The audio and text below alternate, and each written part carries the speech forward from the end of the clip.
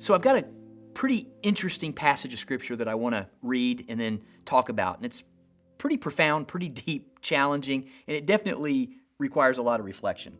We're told that after the Lord's Supper, the Last Supper, we're told in Matthew 26:30, it says, when they had sung a hymn, so this is how they concluded, they sang a hymn. It says, they went out to the Mount of Olives.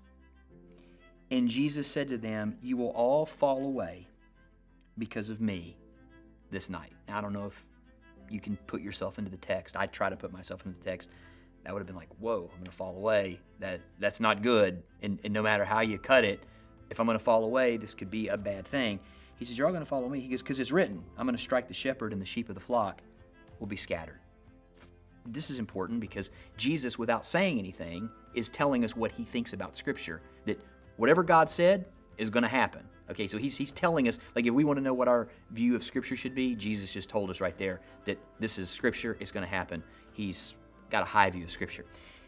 And then he says, but after I am raised up, I'm going to go before you to Galilee. I'm going to get there before you do because I'm going to get you guys back into the fold. This is powerful because what this says is that your and me's salvation is not based on how well we perform on the Mount of Olives after the Last Supper. That your and I's salvation is not based on whether or not we fall away because of Jesus. Our salvation is based on the fact that he rose from the dead and he's gone before you and me into Galilee. You know what that means? It means a lot of security for you and me. Our salvation is not based on what we do. It is based on what Jesus has done for you and me.